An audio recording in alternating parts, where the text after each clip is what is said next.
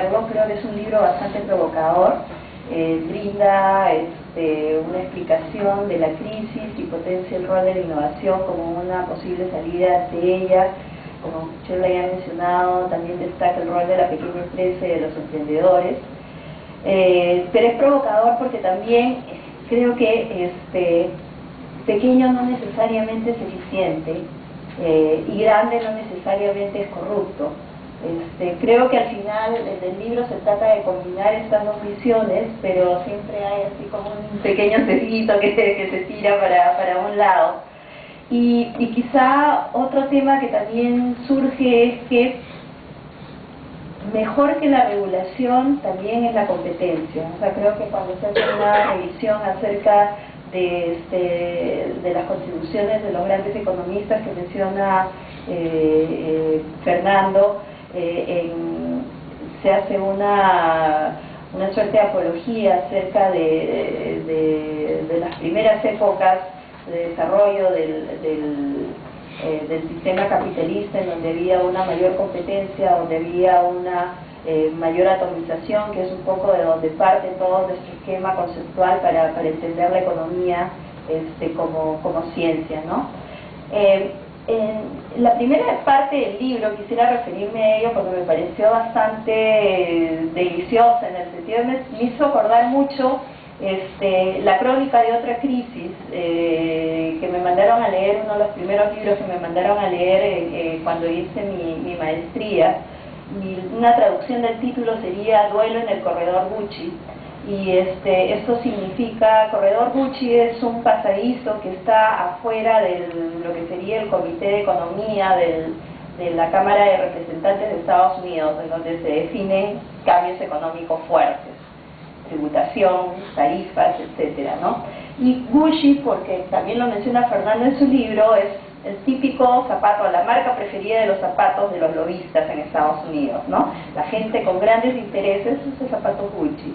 Y entonces este corredor es el duelo que existió, el libro relata el duelo que existió entre aquellos lobistas que obviamente se oponían al cambio tributario y los demás actores que estaban ahí, y que finalmente ganó la reforma.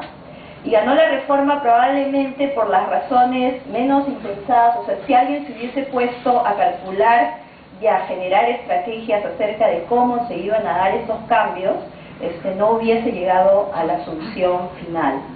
Y algo así nos relata Fernando también en los entretelones de lo que fue al final el programa de salvataje que dio el gobierno americano.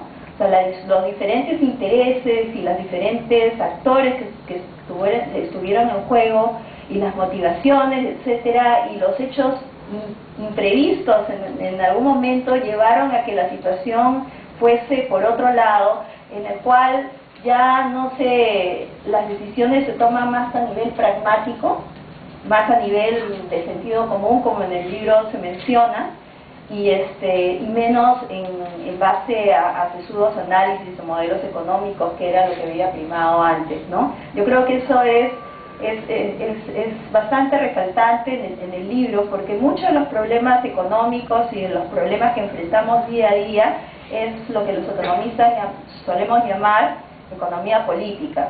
Están en juego intereses, hay poder de por medio, y hay gente que se beneficia con ese poder, y que para fortalecer y mantener ese poder genera una serie de instituciones, no solamente como organizaciones como tales, sino en el sentido de que lo entienden los economistas, como reglas de juego.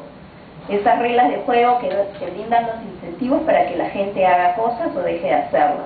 Entonces yo creo que esta primera parte del libro lo que nos refleja claramente es este juego de economía política que se da en los entretelones de la crisis, y creo que es bastante ilustrativo, es bastante informativo además, ¿no? Porque normalmente leemos pedazos de artículos sobre visiones de la crisis, pero creo que acá hay como un compendio en donde podemos tener una imagen mucho más clara. La segunda parte del libro, que también creo que es bastante provocadora, es intentar dar una explicación a cuáles son las causas de la crisis, ¿no? Y creo que coincido bastante con Fernando cuando menciona que hay una separación entre el mercado financiero del mercado real, y que la globalización también tuvo mucho que ver con esto, porque justamente la que transmite la crisis a través del mercado financiero, de los problemas del mercado financiero, a distintas partes del mundo. Generalmente los servicios, o tradicionalmente los servicios, tienen ese nombre porque sirven. ¿Y sirven a quién? Sirven al sector real o a la manufactura. Hay un economista que señala, Fritz Machlup, que los servicios son medios para transmitir conocimiento sobre la manufactura, y eso está refiriendo a aquellos servicios que son intensivos en conocimiento, y como servicios de mantenimiento, servicios de diseño, servicios de ingeniería, y que justamente potencian el conocimiento y la innovación que se da en el sector real.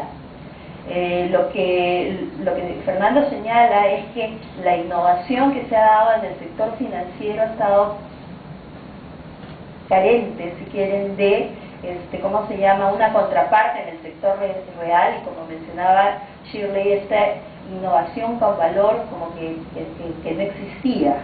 Y no existía no porque no hubiese un valor para ciertos grupos, que obviamente estaban felices y contentos con esos retornos que podían lograr, sino porque no generaba ese valor en el sector real, lo cual hacía que no aumentase necesariamente la eficiencia, y por lo tanto no hubiese tanto aumento de productividad en el sector real, que es lo que se necesita para generar crecimiento.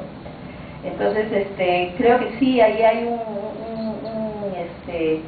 una razón sólida por las cuales, como también se comenta en el libro, otros países sí fueron capaces o son capaces de bandear mejor esta situación de crisis, y se mencionan algunos países asiáticos y sobre todo Alemania, ¿no?, que tiene un sólido respaldo todavía en manufactura. Quizá de los países industrializados o de los países más avanzados es el que mantiene un fuerte, la manufactura mantiene un fuerte peso, ¿no? Y bueno, entre otras razones también que mencionan por qué esta crisis fue tan grande, se menciona el poder de las grandes empresas y el poder que tiene a nivel político, y las prácticas que lindan con corrupción de repente en algunos casos. Y ahí, ahí sí, yo ahí me queda una ligera discrepancia, porque no creo que sean, es un poco como el debate que había hace un poco más de 2 décadas acerca de las empresas públicas y cómo se llaman las empresas privadas. O sea, no, el ser público o ser privado no es bien o mal en sí mismo, o sea, es el uso que se hace. Y creo que las grandes empresas tampoco son malas en sí mismas. O sea, las grandes empresas son grandes porque están aprovechando una serie de ventajas, o sea, economías de escala, como bien lo señala Fernando, y esas economías de escala generan una serie de beneficios. Es cierto, se necesita un cierto grado de regulación, y quizá eso es lo que ha pasado en esta crisis, pero también creo que, ¿cómo se llama?, hay las fuerzas dentro del mercado que no necesariamente, y que todos sabemos que no funciona bien por sí solo, sino que es necesario tener un contrapeso, ya sea el Estado o algún cuerpo, ¿cómo se llama?, el regulador, que permita que estas empresas no se desvíen tanto del accionar que se espera de ellas, ¿no? Y creo que el otro tema es el tema de la competencia. Y entonces ahí nos ponemos a pensar lo que está pasando ahorita entre dos grandes, entre Apple y Samsung, por ejemplo, en donde vemos que hay una competencia y hay innovación, y entre ellas se regulan. Quizá lo que sí habría que pensar en esos términos, o sea, sí hay una fuente de ¿cómo se llama?, de autorregulación a través de la competencia, pero creo que también hay poco lo que mencionaba Shirley ya de esta parte más bien social y de conciencia social. O sea, tener iPads o más aparatitos como iPads realmente es el paradigma de la innovación actual y a eso es lo que queremos llegar. Entonces, si bien es cierto, hay competencia, hay innovación en este sector real y genera una serie, realmente es eso lo que necesitamos como consumidores, como ciudadanos, y esa es una pregunta que creo que al final del libro se expresa continuamente, ¿no? A mí me gustó mucho un cuadrito que hay en el libro en donde se describen a los distintos actores y la generación de valor, y los separa entre aquellos que crean riqueza, donde están los emprendedores, los innovadores y todos estos agentes pequeños que resalta Fernando. Y ahí yo lo veía en economía, de nuevo, también en esa parte de economía institucional hay algo que se llama el agente y el principal, ¿no? Y que son, o sea, alguien es dueño de las empresas y los agentes son los que hacen funcionar estas empresas, ¿no? Y entonces cuando veo su cuadrito veo que aquellos que crean riqueza son emprendedores, son ellos mismos, son los principales que están detrás. Después él señala que hay agentes que trasladan y añaden valor, entre los que se encuentran los hombres de negocio, los administradores, y justamente son esos agentes, pero siempre está el contrapeso del principal, que pone unas ciertas reglas, que pone unas ciertas parámetros para que la gente no se desbande. Y luego Fernando menciona que hay destructores de valor, que son los que buscan, estos rent seekers, que buscan buscadores de renta, y menciona los monopolios y especuladores, y acá lo que vemos es que solamente hay agentes y no hay ningún control del principal, y quizá eso es el gran problema, ¿no?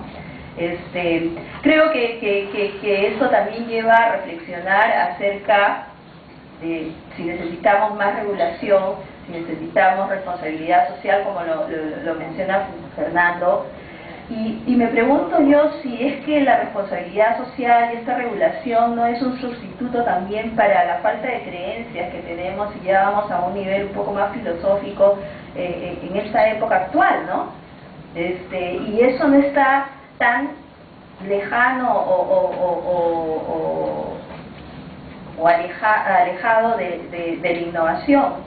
Ya David Landes, y también lo mencionaba Fernando, pero él menciona otro libro, ya mencionó La riqueza de las naciones de Landes. Él hablaba acerca de la Iglesia Católica y de su rol inhibidor en la innovación. O sea, instituciones tan fuertes como la Iglesia Católica pueden inhibir la innovación, pero también generaban por otro lado una suerte de control social o de autorregulación de los agentes más pequeños para dirigir y tener una visión un poco más adecuada de qué tipo de crecimiento, qué tipo de valores son los que necesitamos. Un poco es lo que también mencionaba Shirley, ¿no? Entonces yo creo que esa es la pregunta que se queda abierta, o sea, ¿cuál es esa cosa que nos falta para no solamente recurrir al Estado como tal, porque el Estado también eventualmente puede ser corrupto, ¿no? Pero creo que acá hay una pregunta mucho más profunda de por medio, y es: necesitamos de más ética, necesitamos de algún otro tipo de valor para que guíe nuestra visión de desarrollo, y que sea una visión de desarrollo en la cual se genere valor no solamente para un grupito, sino para la gran mayoría de nuestra sociedad. Gracias.